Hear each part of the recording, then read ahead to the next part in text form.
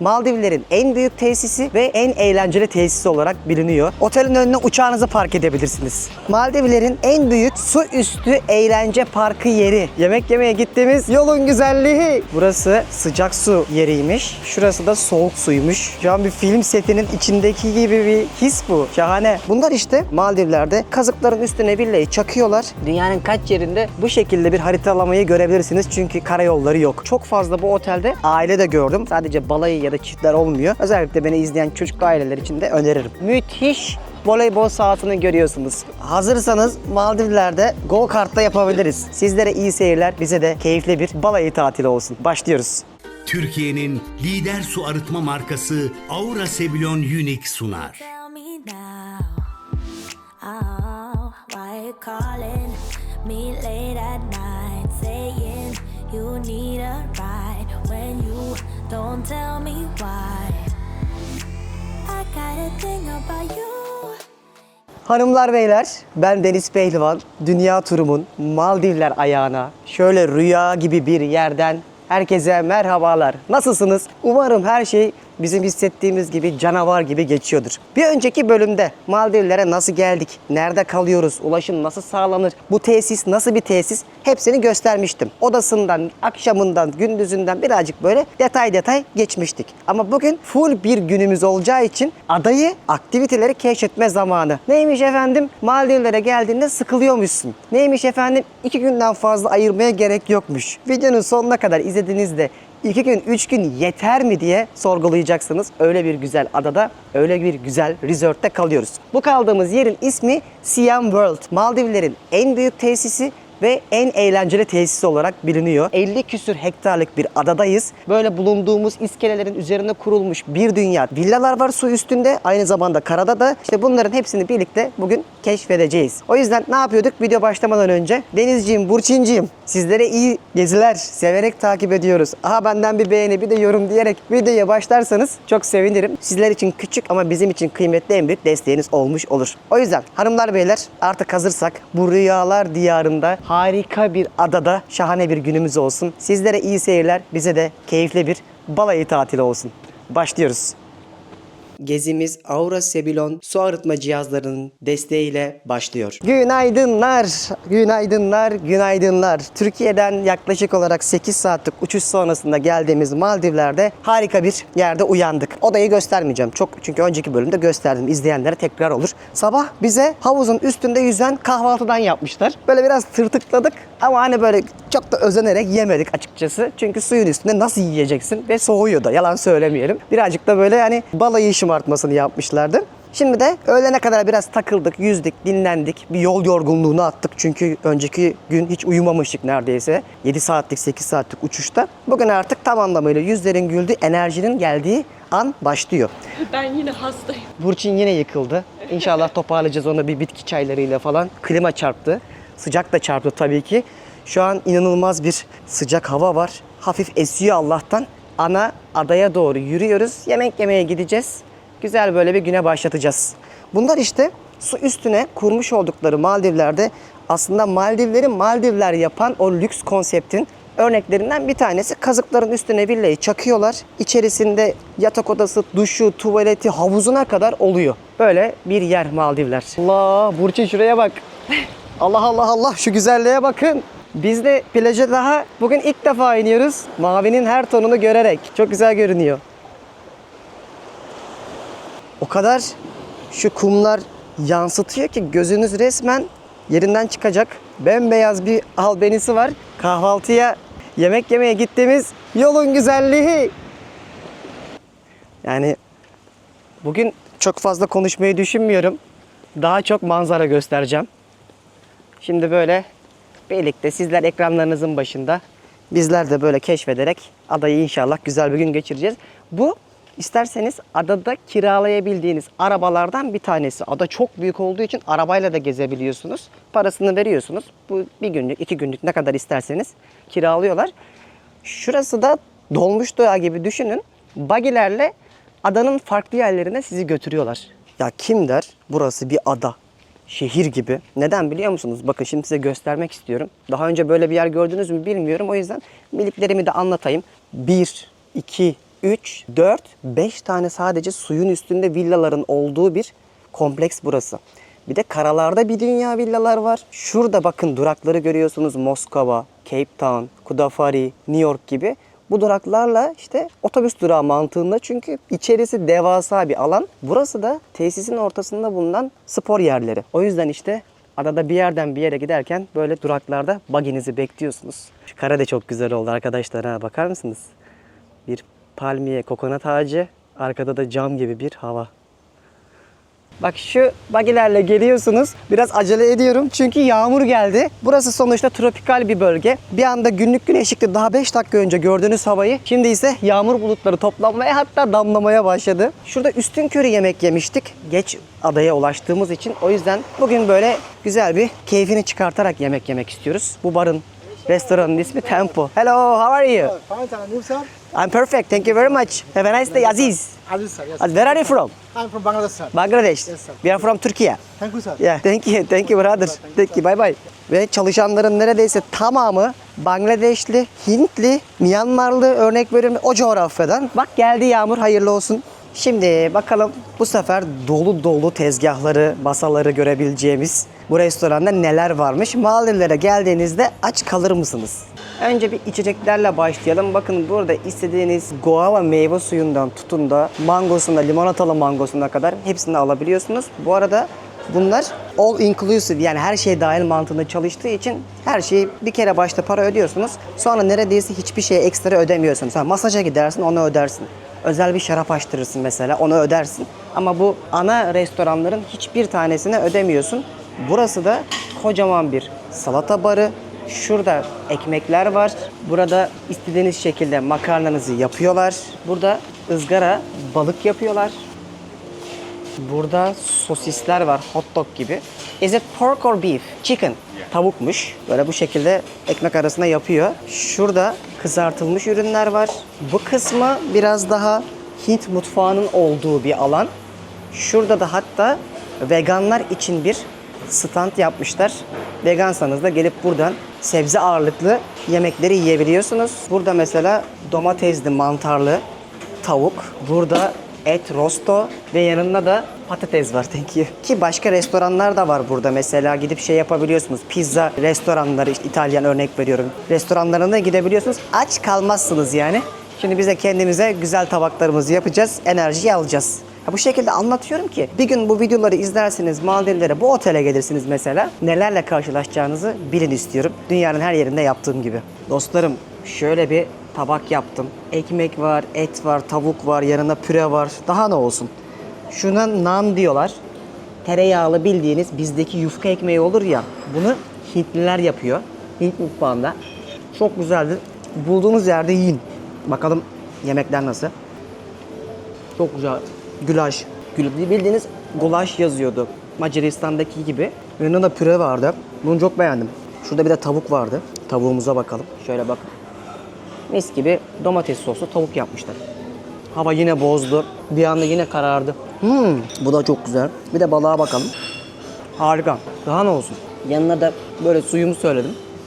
Tabi böyle suyumuzu içerken kime teşekkür ediyoruz? Dünya turumuzun sponsoru olan ana sponsorumuz Aura Sebulon su arıtma cihazlarına teşekkür ederim dostlar. Siz de evinizde, iş yerinizde bildiğiniz çeşme suyunu Aura Sebulon ile içilebilir suya dönüştürebilirsiniz. Ben kendim evde de kullanıyorum su arıtma cihazı olarak. Kendileri bana göndermişti zaten. O yüzden dünya turunda da kendilerine böyle suyumu içerken bir teşekkür etmek istedim. Karnımızı doyuracağız. Sonra bu dev adayı birlikte keşfedeceğiz. Afiyet olsun. Karnımız tok, sırtımız pekse. Öğlen de saat 2 sularında tam güneşin bağrında yanmalık video çekmelik ortam oldu. Neyse birazcık gezelim, kendimize geliriz. Şimdi burada çok güzel bir sol tarafımda gençlerin top oynadıkları müthiş voleybol sahasını görüyorsunuz. Kokonat palmiye ağaçların altında daha iyi voleybol oynanacak yer muhtemelen yoktur. Burası da ünlü Maldivlerin en büyük su üstü eğlence parkı yeri. Bundan daha büyüğü yokmuş. Herhalde daha büyüğü Survivor'da falan vardır. Biz bunda geçen sene ben, Resul, Sezer oynamıştık. Bu sene de Burçin'le gelip balayını yaşamak nasip oldu. Bu arada çalışanlar inanılmaz kibar. Herhalde müşteriden çok, turistten çok çalışan olabilir. Yani gak diyorsunuz, ne isterseniz geliyor. Guk diyorsunuz, istediklerinizi götürüyorlar. Hani öyle derler ya. O yüzden hizmetini çok beğendim otelin. Şurada bir dalış merkezi var. Plaj bölgesi var. Oraya doğru gidiyoruz. Ve şu manzaranın keyfini çıkartıyoruz. Çok ilginç değil mi ya? Dünyanın kaç otelinde otelin önüne uçağınızı park edebilirsiniz. Maldivler'de işte bütün neredeyse otellere bu şekilde uçaklarla, deniz uçaklarıyla geliyorsunuz. Dün biz de buraya gelmiştik. Park ediyorsunuz ve girişinizi yapıyorsunuz. Bu Fethiye'de olsa nasıl olur acaba? Ha? Fethiye'de böyle bir deniz uçağı olsa ben mesela binerim. İşte uygun bütçeyle diyelim yarım saatlik tur olacak işte 200 dolara. Bütün bölgedeki koyları gösterecek. Düşünülebilir. Belki de bir girişim fikri olsun. Düşünseniz ya Maldivlerli olmak acaba nasıl bir duygu? Yani adada doğuyorsun, adada büyüyorsun, adada ölüyorsun. Müslüman olan ve şeriatla yönetilen bu ülke bir adalar topluluğu.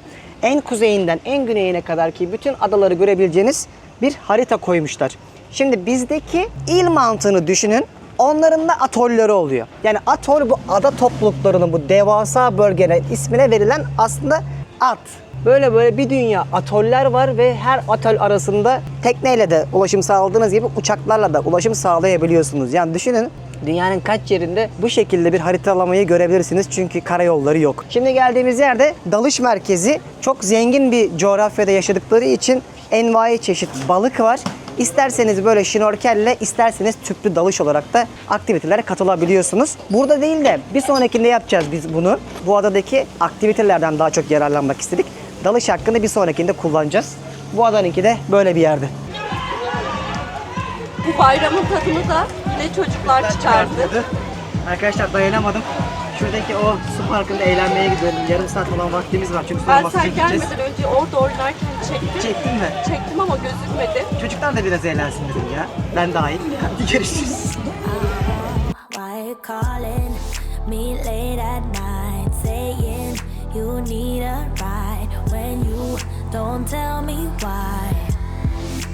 I got a thing about you, you got a thing about me too, but you keep playing with my feelings, even though you know I got a thing about you.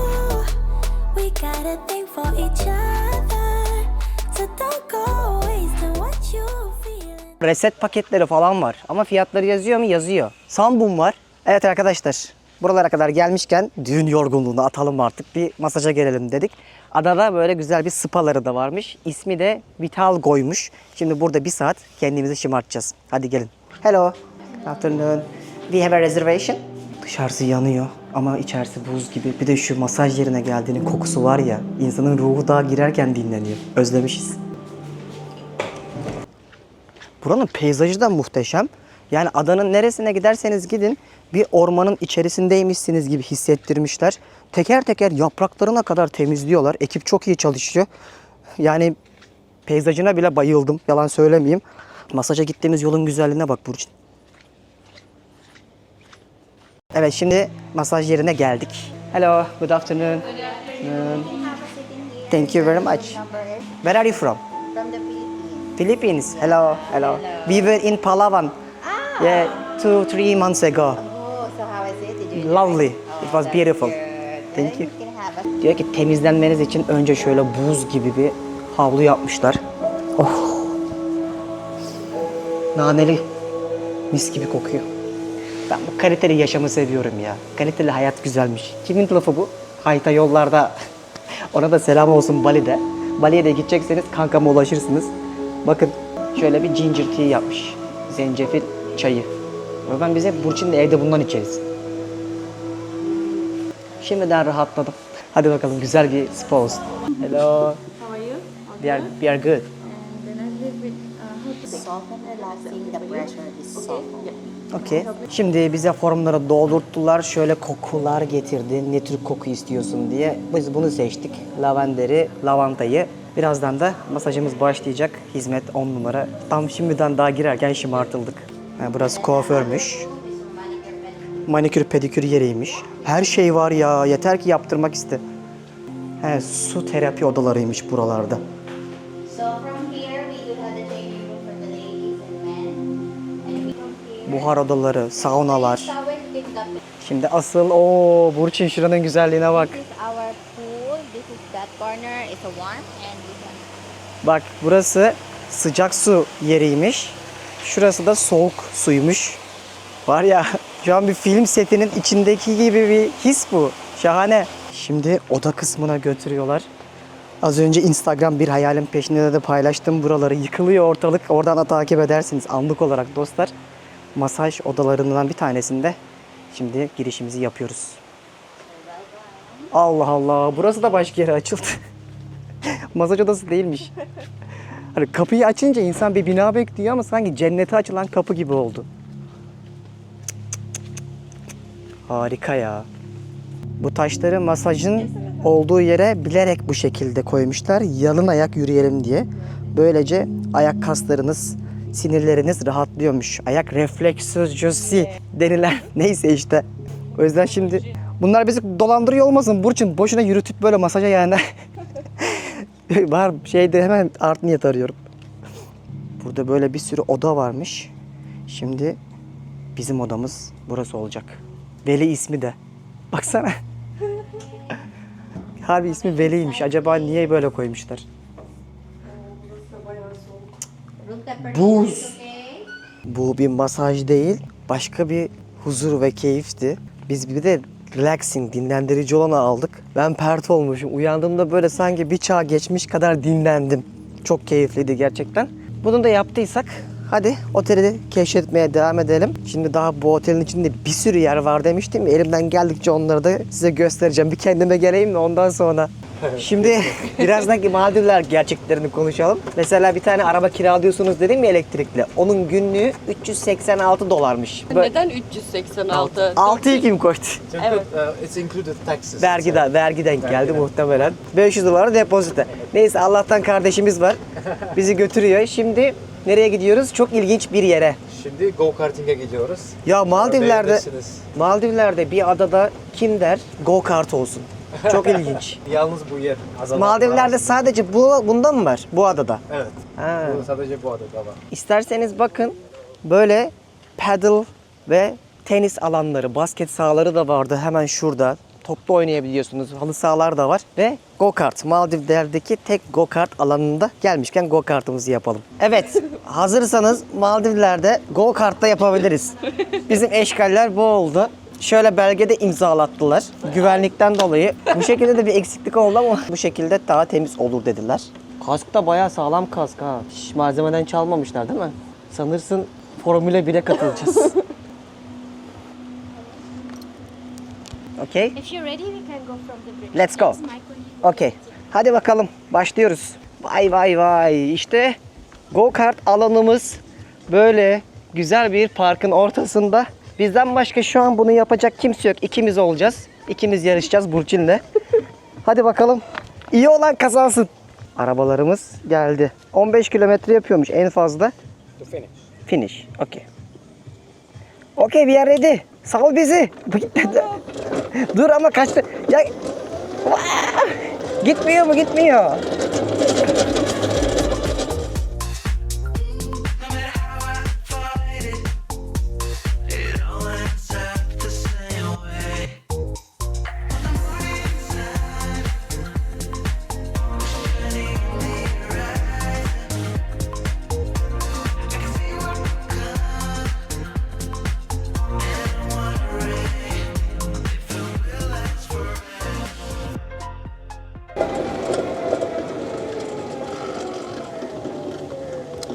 Okay. Finish. Thanks man. Fena değildi ama parkur daha uzun olsa ve biraz daha hızlı olsa tadından yenmezdi. Bak size tek bir şey daha göstermek istiyorum arkadaşlar. Bilmiyorum ekranda ne kadar görünecek ama bu kadar büyük bir futbol sahası olur mu ya? Bildiğiniz aynı boylarda diye tahmin ediyorum. Büyüklükteki bir futbol sahası da yapmışlar adaya. At çiftliği bile varmış burada demiştim ya hani. Ki geçen sene binmiştim. Şimdi aklıma geldi gezerken de. Böyle çok güzel atlar var. Bak, tertemiz, pırıl pırıl da.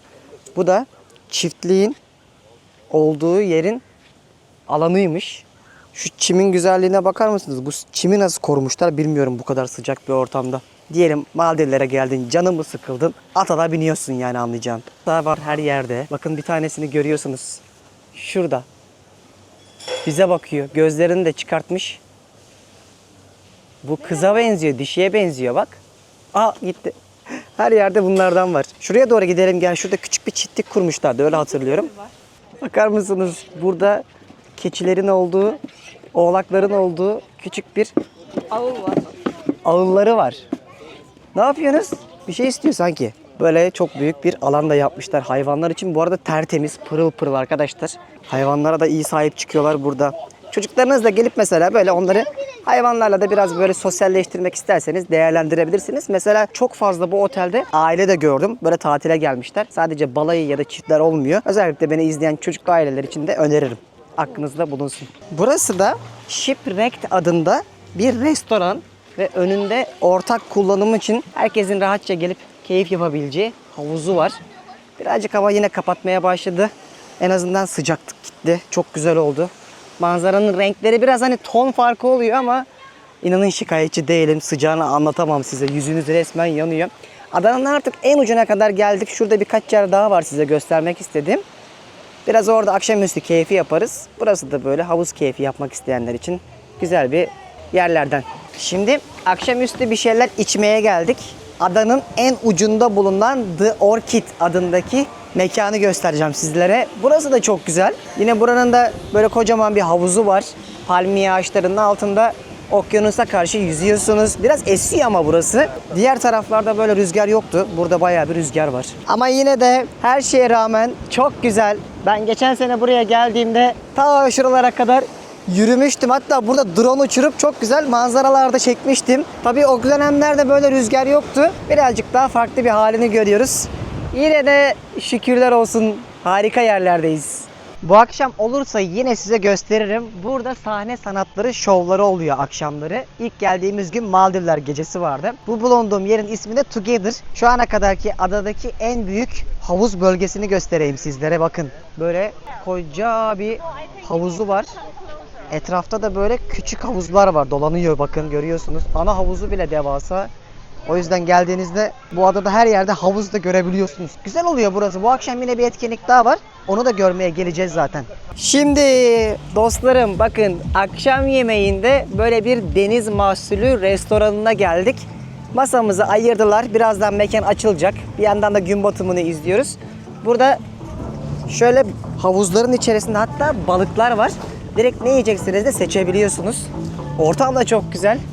Masamızı birazdan kuracaklar ve güzel bir akşam yemeğini de burada yiyeceğiz. Gerçekten şu ana kadar hani elimden geldikçe her şeyi anlattım. Gelirsiniz, gelmezsiniz inşallah hepinize nasip olur. Bu bir seçim sonuçta. Bu adaya gelirsin ya da başka bir yere gitmek istersin. O yüzden ben elimden geldikçe sizlere rehber olup bir gün olur da böyle diyarların olduğunu görmek isterseniz diyerekten her bir noktayı anlattığımı düşünüyorum. Umarım beğenmişsinizdir. Bu arada acıktım. Enerji gitmeye başladı. Türkçe de kaymaya başladı. Birazdan bu atmosferin keyfini çıkartarak artık akşam keyfi yapacağız. O kadar açtık ki yani kusura bakmayın yemeği anlatamadan yedik. Balık ve et ağırlıklı bir restoranda. Ambiyans çok güzel. Bir de rüzgar çarpmaya başladı. Bir yandan kızcağız hasta. Artık yıkılmaya başladı. İnsanlar da diyecek ki bu kızcağızlar her gittiği yerde hasta mı oluyor? Hasta oluyor değil. Duştan sonra klimanın önünde bir dakikada olsa durdu ve ben size bugün hiç göstermedim bile. Biz doktora gittik. Adada doktor var. Ne diyorsun bu duruma hiç bekler misin? Ben hiç beklemiyordum. Bildiğimiz normal doktor. Evet. Yani düşün Maldivlere geliyorsun. Hasta olmayı falan geçtim. Herkes olabilir. Ama bir adada doktor bildiğim kadarıyla her otelde yok. Ama burada vardı. Muayene etti. İlacını da kendi verdi. Eczanesi de var. Böyle bir tecrübemiz de oldu. İnşallah sizler böyle bir duruma maruz kalmazsanız, deneyim tecrübe etmezsiniz. Yemeğimizi yiyeceğiz. Artık bugünü de yavaştan bitirmeye başlayacağız. Yemek güzel. Ortam da şahane. Böyle okyanusun ortasında güzel bir akşam oluyor. Ve yemeklerimizi de yediysek bugün aslında akşam eğlence vardı. Gidip çekmeyeceğiz çünkü yorgunuz. Yarın otel değiştireceğiz. Keyifle dinlenmek için odamıza geri döndük. Enerjileri de aldık. Yavaştan şurada şöyle biraz keyif yapar. Film falan izleriz. Sohbet ederiz. Bir yandan da şu manzaranın güzelliğiyle ay ışığını izlemeyi düşünüyoruz. Buradan çünkü yarın sabah ayrılacağız. Hanımlar, beyler. Bakın bir öneride de bulunmak istiyorum videoyu kapatmadan. Bir gün buraya gelirseniz kesinlikle bisiklet kiralayın. Çünkü böyle iskelelerin üzerinden git gel yapmak insanı yoruyor. Tamam, anakarada bagiler var ama bisikletle daha özgür olursunuz. Biz bu pişmanlığı yaşadık. Yine her gezimizde olduğu gibi bizim eksik kaldığını düşündüğümüz tecrübesizliklerimizi size anlatıp geri bildirim yapalım dedik. Şimdilik bizden bu kadar dostlarım. Bir sonraki bölümde yeni oteli izleyeceksiniz. Böyle Maldivler'de yolculuk yapacağız. Böyle rüya gibi bir tane daha farklı yerde kalacağız. Orayı da sizlere anlatırım. O yüzden bildirimleri açmayı unutmayın. Umarım Maldivlere gelecek dostlarımız için bu video güzel bir kaynak olmuştur. Sonrakilerle de inşallah bu kaynaklarımızı geliştirmeye devam edeceğiz. Hadi bakalım, bu bölüm bitti. Bir sonrakinde görüşmek üzere. Hoşçakalın. Türkiye'nin lider su arıtma markası Aura Sebilon Unique sundu.